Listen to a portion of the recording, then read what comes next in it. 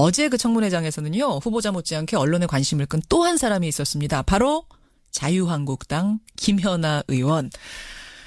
자유한국당 의원들은 청문회 내내 보훈 코드 인사, 5대 원칙 훼손 이런 문구가 적힌 종이를 노트북에 붙이고 일종의 피켓 시위를 했는데 김연아 의원은 동참하지 않았습니다. 이뿐만이 아니죠. 이낙연 국무총리 후보자 표결 때도 자유한국당 의원 전원이 집장최장을 했는데 김연아 의원만 홀로 남아서 찬성표 던졌던 거 여러분 기억하실 거예요. 그래서 그동안 자유한국당으로부터 거세게 비난을 받았습니다. 아마 하고 싶은 얘기가 많았을 텐데 일절 인터뷰에 응하지 않다가 마침내 오늘 첫 방송 출연입니다. 자유한국당 김연아 의원 만나보죠. 김연아 의원님 안녕하세요. 예, 안녕하세요. 목소리 많이 듣고 싶었습니다. 감사합니다. 오늘 청문위원 자격으로 모시긴 했습니다만 네, 그동안에 좀 제가 드리고 싶었던 질문부터 드릴 수밖에 없을 것 같아요. 네. 이낙연 총리 후보자 임명 동의안 때의 그 단독 행동. 또 네. 어제도 A4 용지 시위를 혼자 거부한 행동. 네. 어떤 생각으로, 어떤 소신으로 하신 거예요? 피켓시나 이런 것들은 지금까지 야당에서 많이 해오던 의사표시 방법 중에 하나였습니다. 그렇죠. 예, 그래서 새로울 건 아닌데요. 저는 이제 우리 정치가 좀 변해야 된다는 생각을 계속 하고 있습니다. 특히 최근 1년 동안 더 그런 생각이 드는데요. 일단 제가 속한 야당부터 그걸 해야 된다고 생각을 했고 또 제가 힘이 없어서 저희 당 전체를 어떻게 하진 못하지만 저부터도 그걸 실천하고 싶어서 그렇게 했습니다. 그렇게 하면 당으로부터 거센 비난이 쏟아질 거란 걸 알면서도. 예. 알면서. 실제로 쏟아지죠. 지금 자유한국당은 굉장히 못마땅해합니다. 네. 아니 자유한국당 당적을 가지고 왜 바른정당 정책의총에 참석을 하고 또 당론에 어긋나게 행동하고 탈당하면 비례의원직 상실하니까 탈당도 안 하고 있는 거 아니냐. 아니 정치 도의가 있다면 비례의원직 던져버리고 스스로 탈당해라. 이런 얘기 하는데 어떻게 생각하세요? 네, 지금 여러 가지 질문을 막 하셔서 제가 이제 뭐부터 정리해야 될지 모르겠는데요.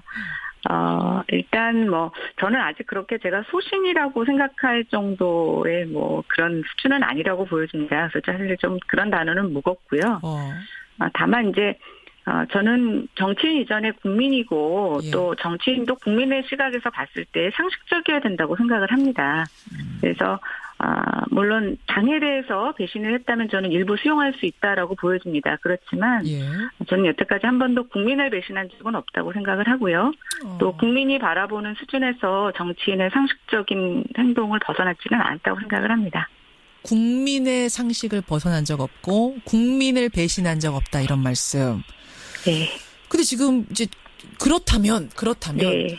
이 당과 당의 그 어떤 당론이 맞지 않는다면 버리고 나가라. 의원직이라도 던지고 다른 당으로 가라라는 자유한국당 주문에 대해서는 어떻게 답하시겠어요? 저는 반대로 묻고 싶은데요. 제가 당에 맞지 않으면 당에서 쫓아내주셔도 됩니다. 출당시켜달라 제발 이게 지금 계속 요구하시는 거죠? 예, 맞습니다. 사실은 이제 비례의원직은 여러분 잘 아시겠지만 출당이 되면 의원직을 유지합니다만 스스로 탈당을 하면 의원직을 박탈당하게 되죠. 출당을 시켜줄까요, 자유한국당이? 쉽지는 않을 거라고 보여지는데요. 저는 저에게 주어진 4년을 앞으로 더 정치를 오래 하기 위해서 어떤 분들은 그러기 위해서 던지고 나가라고 말씀하시는데 주어진 임기를 제대로 채우지 못하면서 그 이후를 고민하는 거는 바람직하지 않다고 보고 있고요. 또 지금의 어떤 야당이 사실상 많은 변화와 개혁이 필요한 상태에서 제가 힘이 미약하지만 좀 새로운 야당의 모습을 보여줄 수 있는 역할을 할 수 있다면 저는 제가 제 임기를 채우는 것이 충분히 의미 있다라고 보여집니다. 그래서 출당을 시켜주고 안 해주고의 문제가 아니라 제가 지금 이 속한 이곳에서 어떤 것을 하느냐가 더 중요하다고 생각해서요. 이제는 별로 그런 것을 연연하지 않습니다. 연연하지 않. 그러면 앞으로 남은 임기 3년 정도 되죠? 네, 그렇습니다. 자유한국당이 출당시켜주지 않으면 이대로 그냥 쭉 가실 생각이세요? 예, 그래야죠. 예. 그럴 각오를 하고 계시군요. 네. 근데 이 질문 좀 어떨지 모르겠습니다. 사실상 당에서는 지금 왕따 되신 거 아니에요? 힘들지 않으세요? 견디기?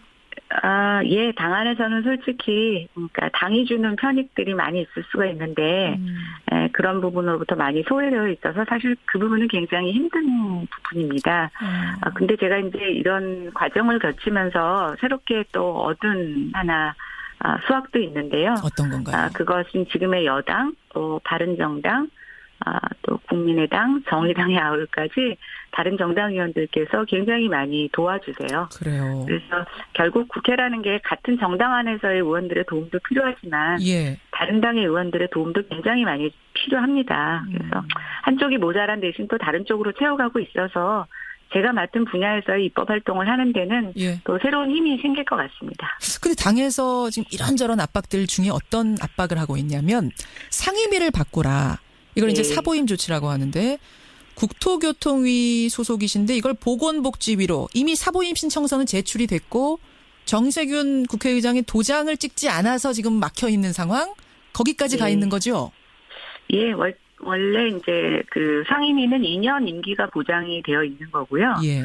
중간에 이제 변동 사유가 생길 때는 본인의 동의를 얻어서 이제 바꿀 수가 있습니다. 그렇죠.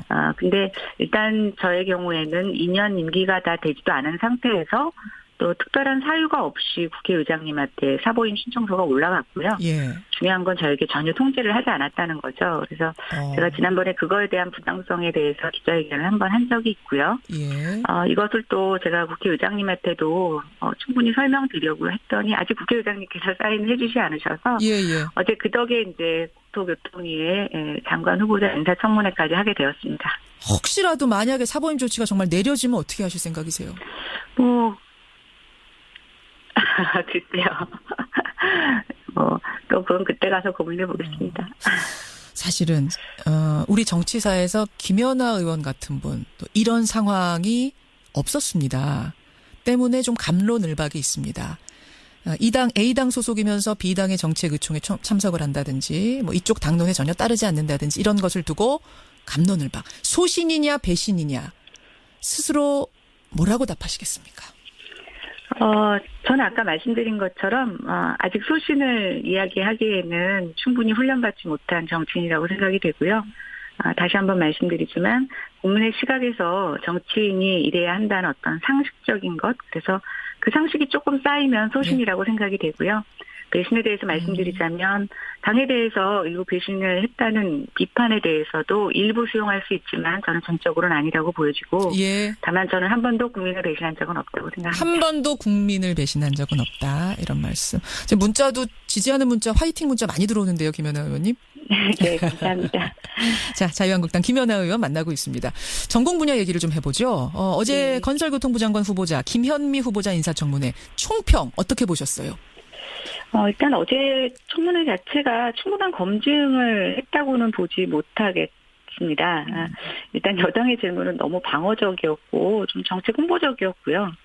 야당 역시 그 논문 표절 이외에는 예리한 정책 검증을 하지는 못했다고 보여집니다. 네, 다만 이제 개인적인 소견으로 봤을 때 후보자의 전문성에 있어서는 뭐 적절한 인사였다고 평가하기는 어렵지만 다만 후보자가 오랜 정치 경험을 갖고 계신 분이시고 또 어제 질의응답 과정에서 본인의 부족한 전문성을 다른 방법으로 보완할 수 있을 것이라는 가능성은 확인한 자리였다라고 보여집니다. 좀 아쉬웠던 건 어제 논문 표절 얘기가 좀 있었는데요. 그렇죠. 저는 그 연령대에서 흔히 일어날 수 있는 잘못이라고 보여집니다.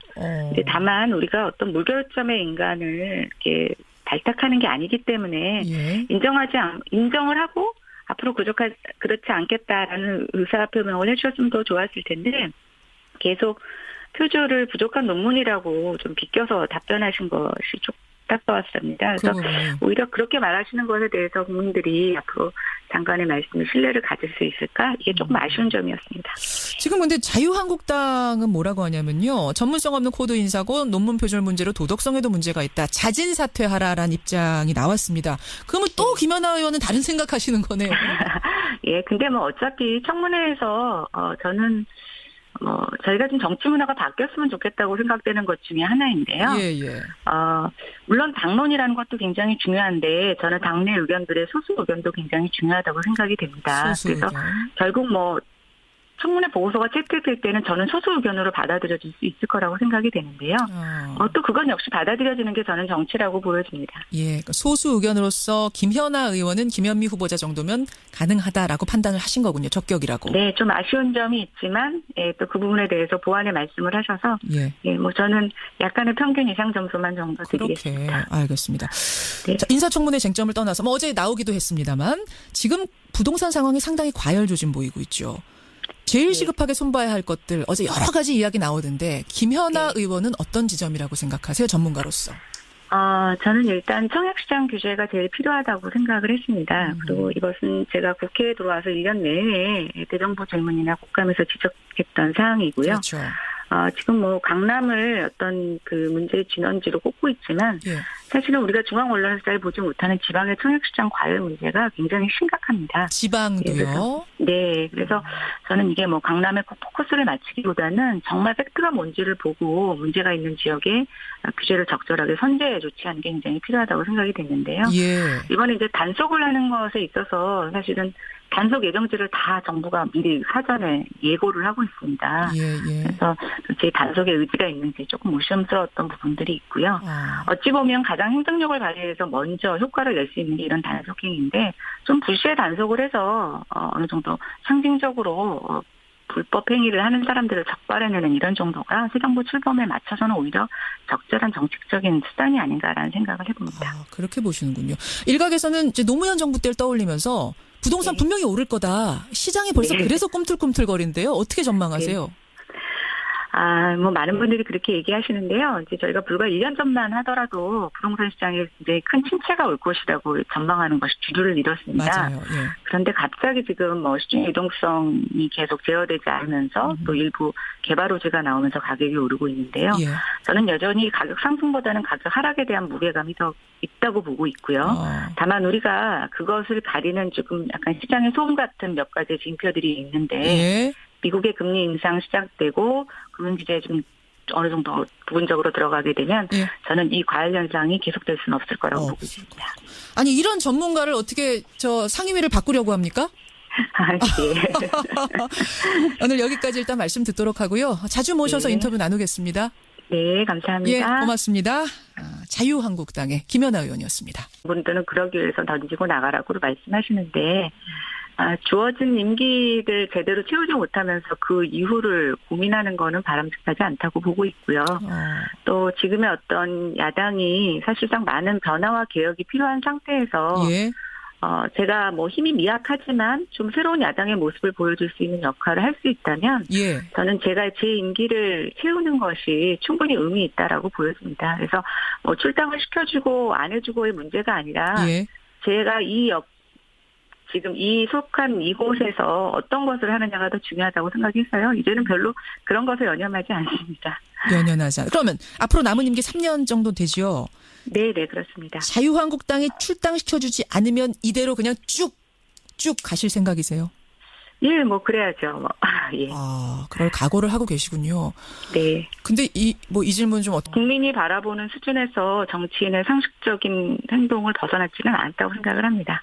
국민의 상식을 벗어난 적 없고 국민을 배신한 적 없다 이런 말씀. 근데 지금 이제 그렇다면 이 당과 당의 그 어떤 당론이 맞지 않는다면 버리고 나가라. 의원직이라도 던지고 다른 당으로 가라라는 자유한국당 주문에 대해서는 어떻게 답하시겠어요? 저는 반대로 묻고 싶은데요. 제가 당에 맞지 않으면 당에서 쫓아내주셔도 됩니다. 출당시켜달라 제발 이게 지금 계속 요구하시는 거죠? 예, 맞습니다. 사실은 이제 비례의원직은 여러분 잘 아시겠지만 출당이 되면 의원직을 유지합니다만 스스로 탈당을 하면 의원직을 박탈당하게 되죠. 출당을 시켜줄까요, 자유한국당이? 쉽지는 않을 거라고 보여지는데요. 저는 저에게 주어진 4년을 앞으로 더 정치를 오래 하기 위해서 어제 그 청문회장에서는요, 후보자 못지않게 언론의 관심을 끈 또 한 사람이 있었습니다. 바로 자유한국당 김현아 의원. 자유한국당 의원들은 청문회 내내 보훈 코드 인사, 5대 원칙 훼손 이런 문구가 적힌 종이를 노트북에 붙이고 일종의 피켓 시위를 했는데 김현아 의원은 동참하지 않았습니다. 이뿐만이 아니죠. 이낙연 국무총리 후보자 표결 때도 자유한국당 의원 전원이 집장 퇴장을 했는데 김연아 의원만 홀로 남아서 찬성표 던졌던 거 여러분 기억하실 거예요. 그래서 그동안 자유한국당으로부터 거세게 비난을 받았습니다. 아마 하고 싶은 얘기가 많았을 텐데 1절 인터뷰에 응하지 않다가 마침내 오늘 첫 방송 출연입니다. 자유한국당 김연아 의원 만나보죠. 김연아 의원님 안녕하세요. 예, 안녕하세요. 목소리 많이 듣고 싶었습니다. 감사합니다. 오늘 뭐 청문위원 자격으로 모시긴 했습니다만 네, 그동안에 좀 제가 드리고 싶었던 질문부터 드릴 수밖에 없을 것 같아요. 네. 이낙연 총리 후보자 임명 동의안 때의 그 단독 행동. 또 네. 어제도 A4 용지 시위를 혼자 거부한 행동. 네. 어떤 생각으로, 어떤 소신으로 하신 거예요? PTC나 이런 것들은 지금까지 야당에서 많이 해오던 의사표시 방법 중에 하나였습니다. 그렇죠. 예, 그래서 새로울 건 아닌데요. 저는 이제 우리 정치가 좀 변해야 된다는 생각을 계속 하고 있습니다. 특히 최근 1년 동안 더 그런 생각이 드는데요. 일단 제가 속한 야당부터 그걸 해야 된다고 생각을 했고, 또 제가 힘이 없어서 저희 당 전체를 어떡하진 못하지만 저부터도 그걸 실천하고 싶어서 그렇게 했습니다. 그렇게 하면 당으로부터 거센 비난이 쏟아질 거란 걸 알면서도. 예. 알면서. 실제로 쏟아지죠. 지금 자유한국당은 굉장히 못마땅해합니다. 네. 아니 자유한국당 당적을 가지고 왜 바른정당 정책의총에 참석을 하고 또 당론에 어긋나게 행동하고 탈당하면 비례의원직 상실하니까 탈당도 안 하고 있는 거 아니냐. 아니 정치 도의가 있다면 비례의원직 네. 던져버리고 스스로 탈당해라. 이런 얘기 하는데. 네. 어떻게 생각하세요? 네, 지금 여러 가지 질문을 막 하셔서 제가 이제 뭐부터 정리해야 될지 모르겠는데요. 일단 저는 아직 그렇게 제가 소신이라고 생각할 정도의 그런 수준은 아니라고 보여집니다. 그래서 사실 좀 그런 단어는 무겁고요. 다만 이제, 저는 정치인 이전에 국민이고 예. 또 정치인도 국민의 시각에서 봤을 때 상식적이어야 된다고 생각을 합니다. 그래서 물론 당에 대해서 배신을 했다면 저는 일부 수용할 수 있다라고 보여집니다. 그렇지만 예. 저는 여태까지 한 번도 국민을 배신한 적은 없다고 생각을 하고요. 또